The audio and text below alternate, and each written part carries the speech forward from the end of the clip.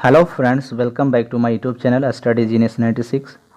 Friends, आज की इस वीडियो में हम लोग भारत का संवैधानिक इतिहास से संबंधित हिस्ट्री के इम्पोर्टेंट प्रश्न को करेंगे, जो आपके किसी भी कम्पिटिटिव एग्ज़ाम के लिए इम्पोर्टेंट है। और इसमें जितने भी प्रश्न हैं किसी न किसी कम्पिटिटिव एग्ज़ाम में पूछा गया है, ठीक है। और यही सारे प्रश्न एग्ज़ाम में बार बार पूछे जाते हैं, तो आप लोग इसे अच्छे तरीके से ध्यान में रखिएगा, ठीक है, ताकि आपके एग्ज़ाम में इस टॉपिक से प्रश्न छूट न पाए, ठीक है। और पहले दोस्तों, आप लोग खुद से प्रयास करिएगा प्रश्न का उत्तर देने के लिए। और इस वीडियो में हम लोग 25 से भी ज़्यादा प्रश्न करेंगे, ठीक है, जो काफ़ी ज़्यादा इम्पोर्टेंट रहने वाला है आपके किसी भी कम्पिटिटिव एग्ज़ाम के लिए, ठीक है। तो चलिए शुरू करते हैं आज का पहला प्रश्न। तो क्वेश्चन और फर्स्ट में बोल रहा है, B.R. अम्बेडकर और महात्मा गांधी के मध्य सन 1932 में हस्तांतरित पुनः समझौते में प्रावधान था। तो ये था हरिजनों के लिए आरक्षण सहित संयुक्त निर्वाचन क्षेत्र का, ठीक है। ऑप्शन डी इस प्रश्न का राइट आंसर होगा। और देखिए, UPSC 1997 में पूछा गया है। अगला प्रश्न करेंगे, वह कौन सा अधिनियम था जिसने भारत में सत्ता ब्रिटिश ईस्ट इंडिया कंपनी से ब्रिटिश क्राउन में स्थानांतरित की थी? तो इसका राइट आंसर होगा ऑप्शन डी, भारत सरकार अधिनियम 1858, ठीक है। और ये भी SSC 2020 में पूछा गया है, ठीक है। अगला प्रश्न करेंगे 3 में है, निम्नलिखित में से किस अधिनियम द्वारा भारत के गवर्नर जनरल को अध्यादेश जारी करने की शक्ति प्रदान की गई? तो ये प्रदान की गई थी भारतीय परिषद अधिनियम 1861 के तहत। ऑप्शन बी इस प्रश्न का राइट आंसर होगा। और यह भी UPPCS 1997 में पूछा गया है। अगला प्रश्न करेंगे, यह सिद्धांत कि स्वतंत्र भारत के लिए नए संविधान को तैयार करना मुख्यतः खुद भारतीयों की जिम्मेदारी होनी चाहिए, पहली बार निम्नलिखित में से किस एक में स्वीकार किया गया था? तो ये किया गया था निम्नलिखितों का अगस्त प्रस्ताव। ऑप्शन बी इस प्रश्न का राइट आंसर होगा। और ये भी NDA 2020 में पूछा गया है। अगला प्रश्न करेंगे 5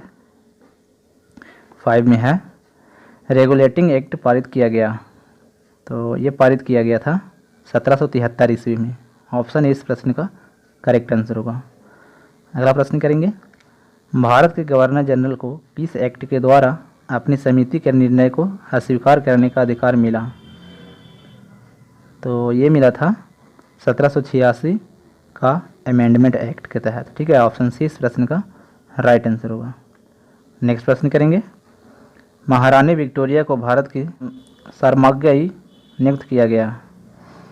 तो ये नियुक्त किया गया था 1876 ईस्वी में। ऑप्शन सी इस प्रश्न का करेक्ट आंसर होगा। अगला प्रश्न करेंगे 8, सर्वमाज्ञी विक्टोरिया ने 1858 की घोषणा में भारतीयों को बहुत सी चीज़ें दिए जाने का आश्वासन दिया था। निम्न आश्वासनों में से कौन सा ब्रिटिश शासन ने पूरा किया? तो ये पूरा किया था देसी राजवाड़ों की यथास्थिति बनाए रखे जाएगी, ठीक है, बनाए रखी जाएगी। ऑप्शन बी इस प्रश्न का करेक्ट आंसर होगा। अगला प्रश्न करेंगे, मिंटो मार्ले सुधार का उद्देश्य क्या था? तो इसका जो उद्देश्य था ये था पृथक निर्वाचन प्रणाली। ऑप्शन ए इस प्रश्न का राइट आंसर होगा। अगला प्रश्न है, मार्ले मिंटो सुधार बिल किस वर्ष में पारित किया गया? तो ये पारित किया गया 1909 में। ऑप्शन बी इस प्रश्न का करेक्ट आंसर होगा। नेक्स्ट प्रश्न करेंगे 11 में है, मुसलमानों के लिए अतिरिक्त निर्वाचक मंडल प्रारंभ में किसके द्वारा लाया गया था? तो ये लाया गया था मार्ले मिंटो सुधार 1909 के तहत, ठीक है। मार्ले मिंटो सुधार 1909 के द्वारा लाया गया था। नेक्स्ट प्रश्न करेंगे, 1909 के इंडियन काउंसिल एक्ट में किस बात की व्यवस्था की गई थी? तो ये व्यवस्था की गई थी सांप्रदायिक प्रतिनिधित्व की। ऑप्शन बी इस प्रश्न का राइट आंसर होगा। और सारे प्रश्न देखिए एग्जाम में पूछा गया है। अगला प्रश्न करेंगे, मॉन्टेग्यू चेम्सफोर्ड सुधार में प्रावधानों का सार था। तो ये था प्रांतों में दोहरा शासन। ऑप्शन बी इस प्रश्न का करेक्ट आंसर होगा। अगला प्रश्न करेंगे। अगला प्रश्न है 1946 का कैबिनेट मिशन 3 मंत्रियों से संगठित था, निम्नलिखित में से कौन इसका सदस्य नहीं था? तो इसका राइट आंसर होगा ऑप्शन डी, यानी कि लॉर्ड एमरी, ये इसका सदस्य नहीं थे। अगला प्रश्न करेंगे। कैबिनेट मिशन योजना के विषय में कौन सा सही नहीं है? तो पाकिस्तान की स्वीकृति जो है ये सही नहीं है। ऑप्शन सी इस प्रश्न का करेक्ट आंसर होगा। और नेक्स्ट प्रश्न करेंगे 16। भारत का संविधान लागू होने तक स्वतंत्रता के पश्चात इसका शासन किसके अंतर्गत चलाया गया? तो ये चलाया गया था 1935 के भारत सरकार अधिनियम के अनुसार। ऑप्शन सी इस प्रश्न का बिल्कुल करेक्ट आंसर होगा। ठीक है, और ये देखिए यूपीएससी 1988 में पूछा गया। ठीक है, नेक्स्ट प्रश्न करेंगे। भारतीयों को वर्ष 1947 में सार्वभौम सत्ता सौंपने की योजना निम्न में से किस नाम से जानी गई? तो ये जानी गई थी माउंटबेटन योजना के नाम से। ठीक है, ऑप्शन सी इस प्रश्न का राइट आंसर होगा। नेक्स्ट प्रश्न करेंगे 18 में है कौन सुमेल नहीं है? तो 18 का राइट आंसर होगा option D, Simon commission Bharat विभाजन से संबंधित है, ये गलत है। ठीक है, बाकी मार्ले मिंटो सुधार जो है ये सांप्रदायिक प्रतिनिधित्व से संबंधित है। भारत सरकार अधिनियम 1935 स्वशासन से संबंधित है, और कैबिनेट मिशन संविधान सभा का गठन से संबंधित है। ठीक है, तो ऑप्शन डी इस प्रश्न का राइट आंसर होगा, जो संबंधित नहीं है। अगला प्रश्न करेंगे। भारत शासन अधिनियम 1919 के अंतर्गत विधायिका का अंतिम निर्वाचन किस वर्ष में किया गया था? तो ये किया गया था 1945 में। ऑप्शन सी इस प्रश्न का करेक्ट आंसर होगा। अगला प्रश्न करेंगे 20 में है अखिल भारतीय महासंघ स्थापित करने का प्रावधान शामिल किया गया था। तो ये शामिल किया गया था भारत सरकार अधिनियम 1935 में। ऑप्शन ए इस प्रश्न का राइट आंसर होगा, और सारे प्रश्न देखिए पूछा हुआ है एग्जाम में। नेक्स्ट प्रश्न करेंगे। निम्न में से किस अधिनियम ने केंद्र में द्वैध शासन प्रणाली को स्थापित किया? तो ये स्थापित किया था भारत सरकार अधिनियम 1935। ठीक है, ऑप्शन ए इस प्रश्न का बिल्कुल करेक्ट आंसर होगा। अगला प्रश्न करेंगे। अगला प्रश्न है संघीय प्रणाली का पहला प्रयास भारत सरकार अधिनियम द्वारा किया गया था।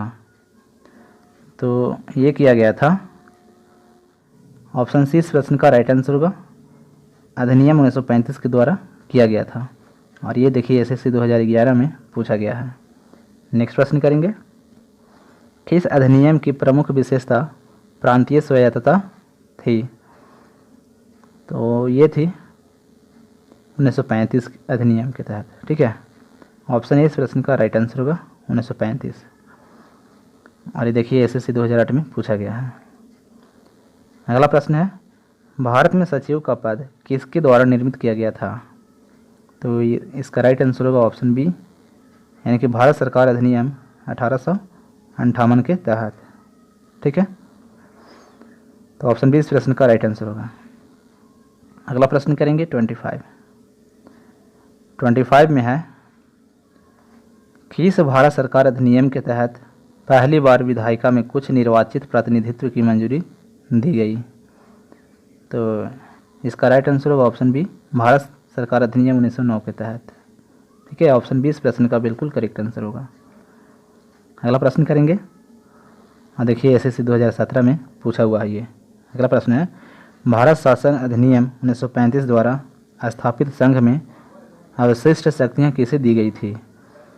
तो ये दी गई थी गवर्नर जनरल को। ऑप्शन बी इस प्रश्न का बिल्कुल करेक्ट आंसर होगा, और ये भी यूपीएससी 2018 में पूछा हुआ है। नेक्स्ट प्रश्न करेंगे 27। किस अधिनियम को मटेगियो चेम्सफोर्ड सुधार के नाम से जाना जाता है? तो इसका राइट आंसर होगा ऑप्शन बी, यानी कि भारत शासन अधिनियम 1919 को। ठीक है, ऑप्शन बी इस प्रश्न का राइट आंसर होगा, भारत शासन अधिनियम 1919।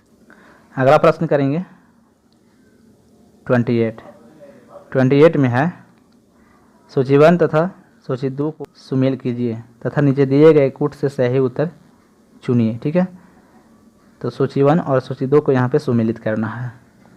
तो इसका राइट आंसर होगा 28 का ऑप्शन ए। ठीक है, ए का 2 होगा, बी का 1 होगा, सी का 4 और डी का 3 होगा। तो अगस्त घोषणा जो संबंधित है ये संबंधित है लॉर्ड मॉन्टेग्यू से। ठीक है, ए का 2 होगा। और अगस्त प्रस्ताव जो संबंधित है ये संबंधित है लिथगो से। ठीक है, लॉर्ड ली ने लिथगो से। और अगस्त संकल्प जो संबंधित है ये संबंधित है महात्मा गांधी से। और प्रत्यक्ष कार्यवाही दिवस जो संबंधित है ये संबंधित है मोहम्मद अली जिन्ना से। ठीक है, तो ऑप्शन ए इस प्रश्न का बिल्कुल करेक्ट आंसर होगा। नेक्स्ट प्रश्न करेंगे और आज का ये लास्ट प्रश्न है। तो इसमें बोल रहा है कि इस भारत सरकार अधिनियम के तहत पहली बार विधायिका में कुछ निर्वाचित प्रतिनिधित्व की मंजूरी दी गई। तो इसका राइट आंसर होगा ऑप्शन बी। ठीक है, तो ए का 3 होगा, बी का 1, सी का 4, डी का 2 और ई का 5। तो इसको मिलान करना यहाँ पे है। तो भारत सरकार अधिनियम 1919 जो है ये संबंधित है सांप्रदायिक निर्वाचन से। ठीक है, ए का 3 होगा और बी का 1 होगा। भारत सरकार अधिनियम 1935 जो है ये संबंधित है प्रांतीय स्वायत्तता से। और मिंटो मार्ले सुधार 1909 जो है ये संबंधित है सांप्रदायिक निर्वाचन से। ठीक है, और भारत परिषद अधिनियम 1961 जो है ये संबंधित है सती प्रथा का अंत से। ठीक है, ये इससे संबंधित है। और भारत सरकार अधिनियम 1858 जो है ये संबंधित है ब्रिटिश शासन शक्ति में आया से। ठीक है, तो ऑप्शन बी इस प्रश्न का करेक्ट आंसर होगा। तो टोटल हम लोग इस वीडियो में 29 प्रश्न कंप्लीट किए हैं। ठीक है, जो किसी न किसी कम्पिटिटिव एग्ज़ाम में ऑलरेडी पूछा हुआ है। तो ये वीडियो आपको कैसा लगा कमेंट करके ज़रूर बताइएगा। और चैनल पर अगर पहली बार विजिट कर रहे हैं तो बेल आइकन प्रेस करके चैनल को ज़रूर सब्सक्राइब कर लीजिएगा ताकि आपको इस तरह की वीडियोज़ का अपडेट आसानी से मिल सके। ठीक है, और वीडियो को लाइक शेयर करना ना भूलिएगा। तो मिलते हैं फिर अगले इंपॉर्टेंट वीडियो के साथ, तब तक के लिए जय हिंद।